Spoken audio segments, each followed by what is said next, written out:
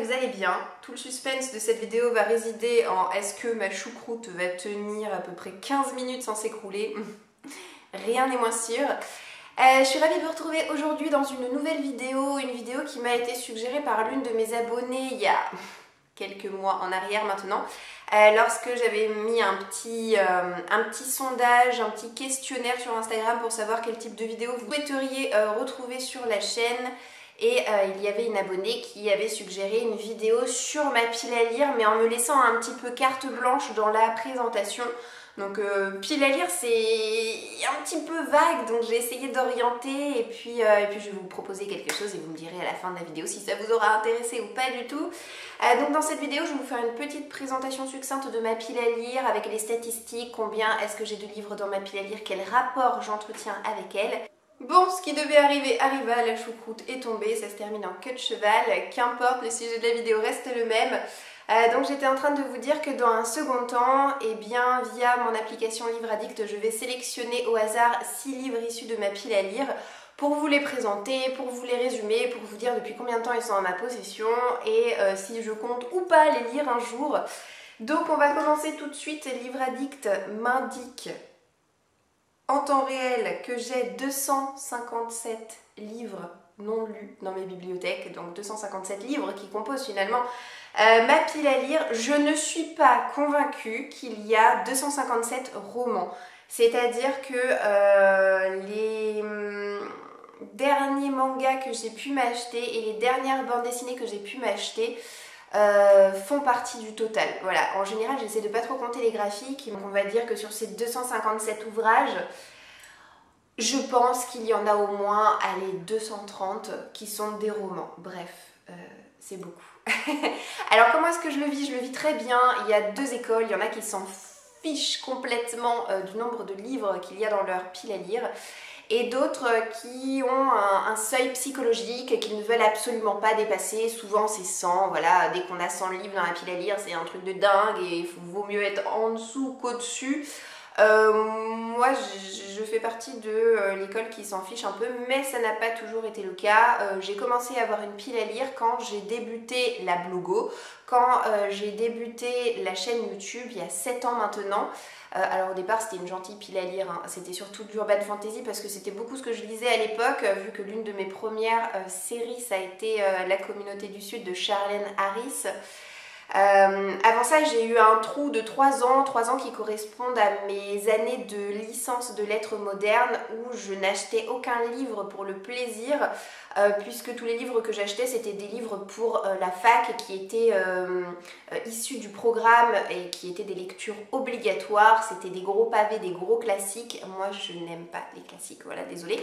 Je veux dire, Stendhal, Balzac et Zola et même Maupassant ne m'ont jamais fait vibrer. Je me suis follement ennuyée avec la plupart des livres que j'ai lus à la fac et ça ne m'a pas du tout donné envie de m'acheter d'autres livres, donc ça m'a un petit peu même écœurée de la lecture alors que j'avais fait cette licence par passion de la lecture et de l'écriture aussi. Donc bon, dommage, mais heureusement c'est revenu petit à petit avec des lectures beaucoup plus légères. Et oui, quand j'ai quitté la fac, et ben là j'ai commencé à avoir une petite pile à lire pour le plaisir. Alors au départ 5 livres, 10, 15, 20 et puis forcément ça a été l'escalade. Quand je me suis rendu compte que je lisais rapidement et que je lisais une dizaine de titres par mois, bah forcément j'avais envie d'avoir une pile à lire assez conséquente pour ne pas me retrouver à court, vous voyez. Et puis il faut dire que si je devais me comparer à un animal, je me comparerais à un petit écureuil qui fait ses provisions pour l'hiver et qui a toujours envie d'amasser, d'entasser, d'avoir toujours plus par peur de manquer. Et ça a longtemps été mon rapport avec ma pile à lire, c'est-à-dire qu'avec la personne avec qui je vivais auparavant, on avait fait construire une maison ensemble, donc ça nécessitait, comme vous pouvez l'imaginer, un crédit immobilier assez conséquent. Et moi, j'étais convaincue que en s'endettant comme ça sur plusieurs dizaines d'années, ça allait largement faire baisser mon pouvoir d'achat et que j'allais plus avoir les moyens financiers de me faire plaisir comme je me faisais plaisir jusqu'à présent en m'achetant des livres tous les mois pour un budget d'une centaine d'euros. Et c'est vrai qu'avant qu'on se lance là-dedans, quand c'était un projet qui se rapprochait mais qu'on n'était pas encore dedans, et ben là j'ai commencé à faire des commandes Amazon de plus en plus grosses, j'entassais, j'accumulais, j'essayais vraiment d'engranger un maximum de livres dans cette pile à lire. Et plus elle augmentait, mieux je me sentais dans ma peau parce que je me disais ça me laisse le temps de voir venir, voilà. Et puis après j'ai été rassurée parce qu'il y a eu des partenariats qui sont passés par là, donc avec les services presse, ça m'évitait d'avoir à acheter toujours plus, même si je continuais d'acheter, et puis j'étais aussi rassurée de constater que j'avais encore les moyens financiers d'acheter.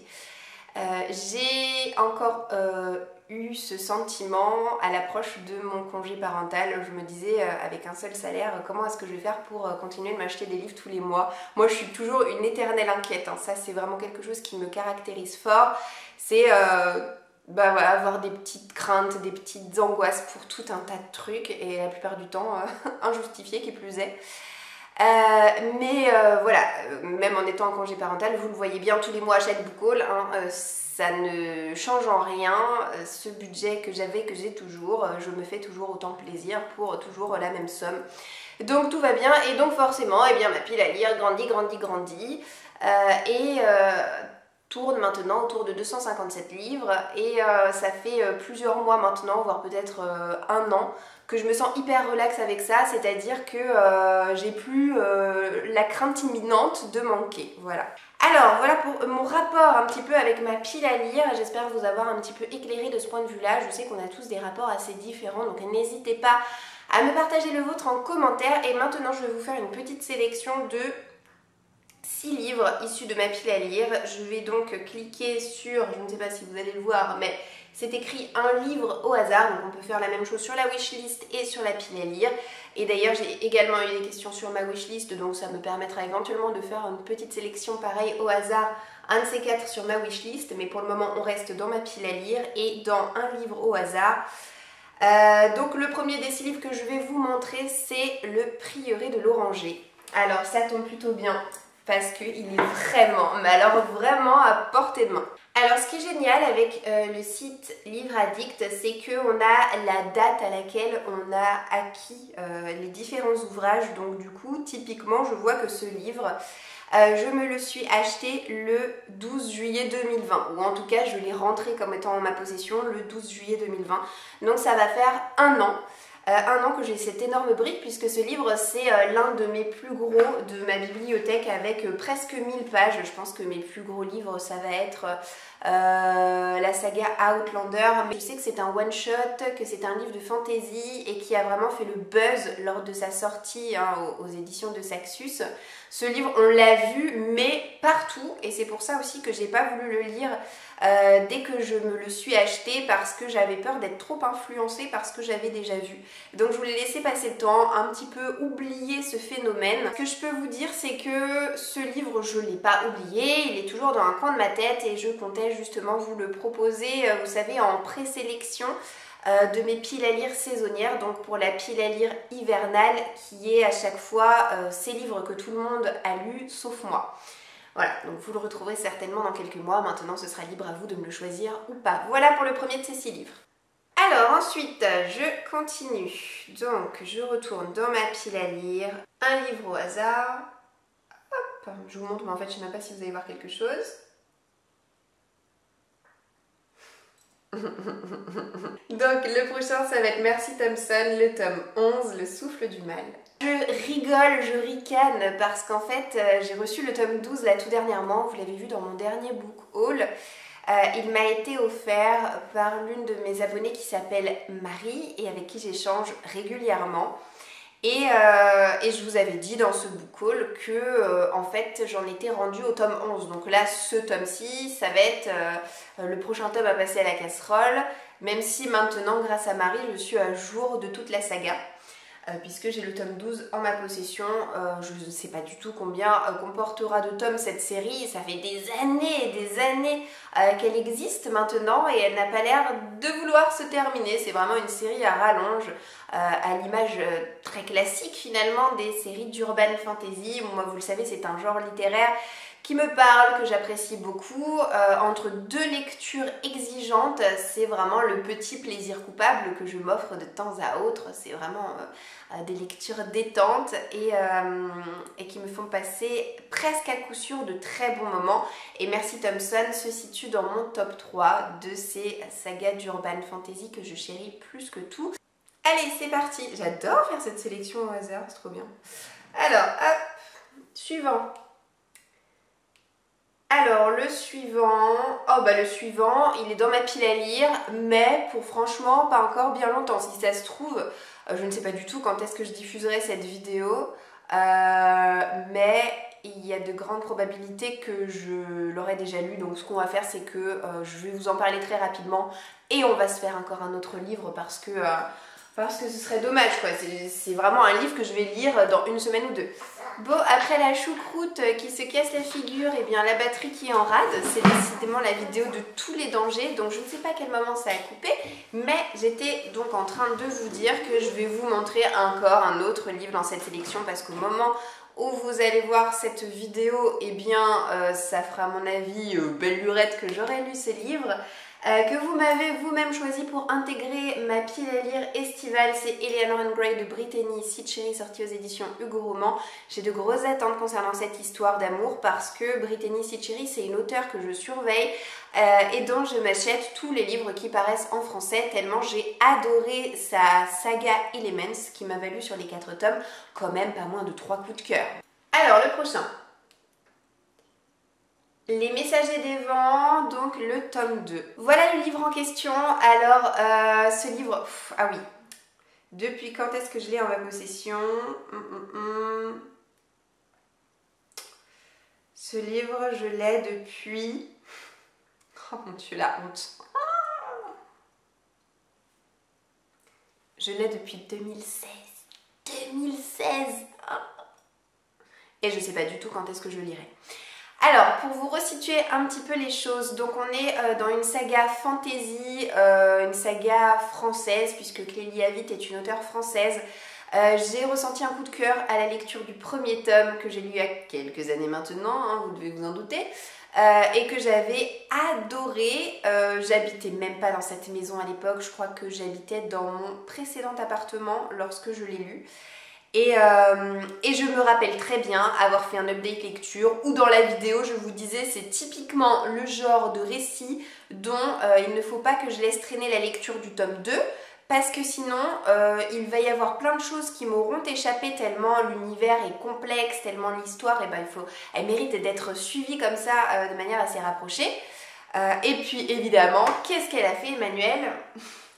Elle a laissé passer trop de temps, voilà.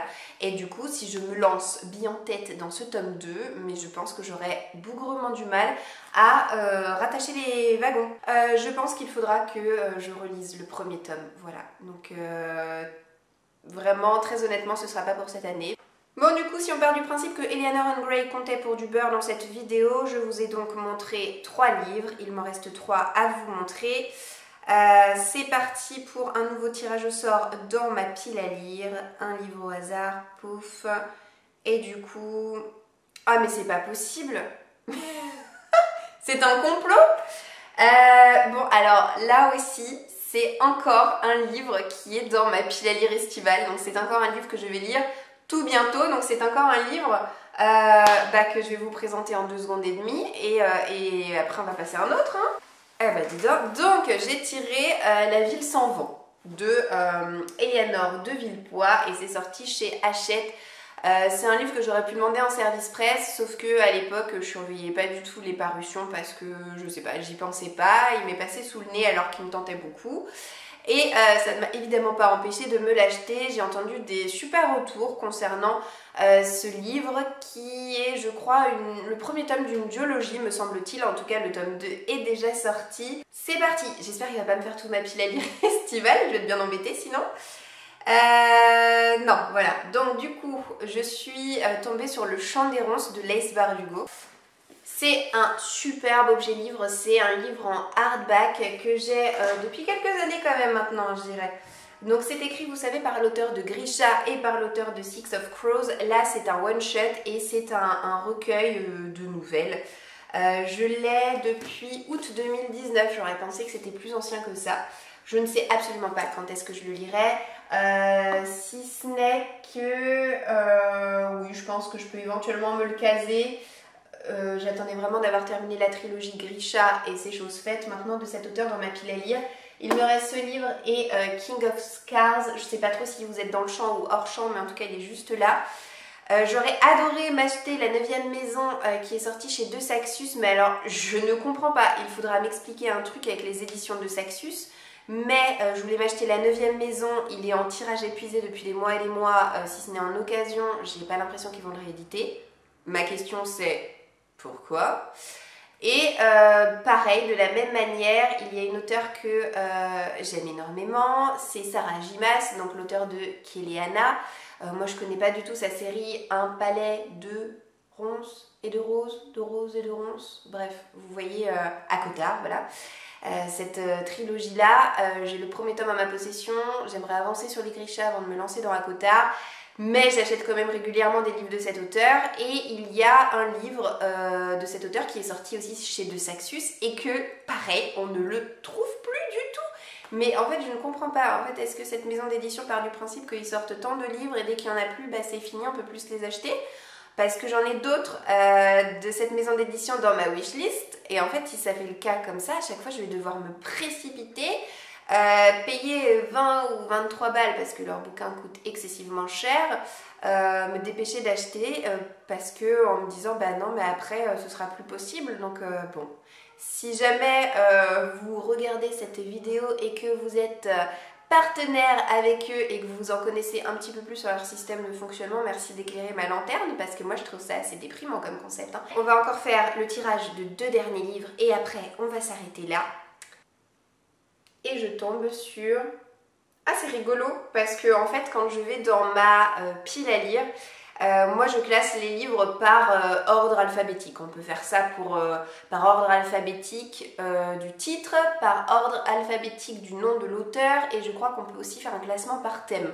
Moi mon classement c'est le classement standard. Et le premier, j'ai l'habitude de le voir puisqu'il est toujours en haut de ma liste avec la lettre A, c'est Reste avec moi. C'est écrit par Ayobami Adebayo, donc avec un double A. Ce livre, il est toujours à la première place, donc je le vois très régulièrement. Je vais aller vous le chercher parce que pour le coup, il n'est pas dans les bibliothèques de ma véranda. Ça va, j'ai pas encore trop honte. Donc je l'ai acheté en 2019.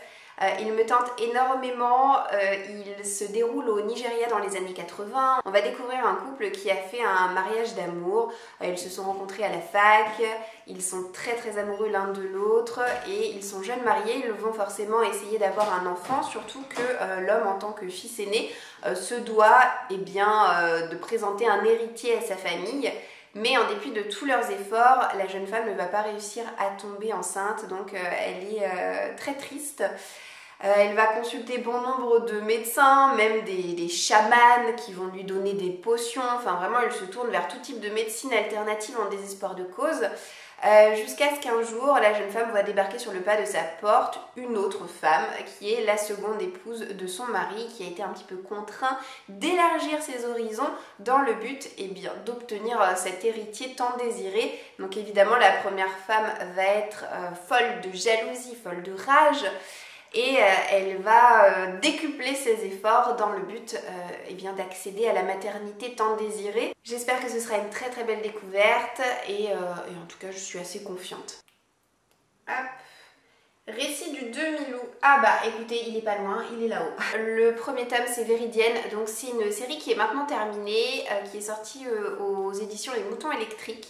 Il m'avait été offert à l'époque par une copine blogueuse. J'aime énormément le format des livres de cette maison d'édition. C'est très carré, mais ça change. Je peux juste vous dire qu'on est dans un royaume qui est au bord de l'implosion parce que il y a une maladie, donc c'est la peste du loup, et puis on va nous parler plutôt de royauté, on va suivre des princesses ainsi que leurs suivantes. L'auteure, donc Chloé Chevalier, est parisienne et elle se revendique un petit peu de Robin Hood, donc forcément moi ça me parle, ça m'interpelle parce que je suis devenue complètement fan de l'Assassin Royal qui est à ce jour ma série de fantasy préférée de tous les temps. Oui, je n'ai lu que 2 tomes, mais je peux déjà vous dire que ça m'a amplement suffi. que c'est une série absolument extraordinaire. Voilà, bon, certes, il y a eu le Seigneur des Anneaux. Allez, on va dire juste en dessous le Seigneur des Anneaux. Mais c'est sûr que si Véridienne s'en rapproche un tant soit peu, moi ça ne peut que m'intéresser. Voilà. Écoutez, je vous ai montré suffisamment de livres comme ça, je vous en ai montré 6, allez même 8 en comptant les 2 que je vais lire tout prochainement et que j'aurai déjà lu depuis un moment quand cette vidéo sera mise en ligne. J'espère que la thématique vous aura plu, vous aura apporté peut-être quelques éclaircissements concernant mon rapport très décomplexé actuellement avec ma pile à lire. Je vous souhaite en tout cas de passer une très belle journée et je vous dis d'ores et déjà à bientôt dans une prochaine vidéo. Ciao ciao!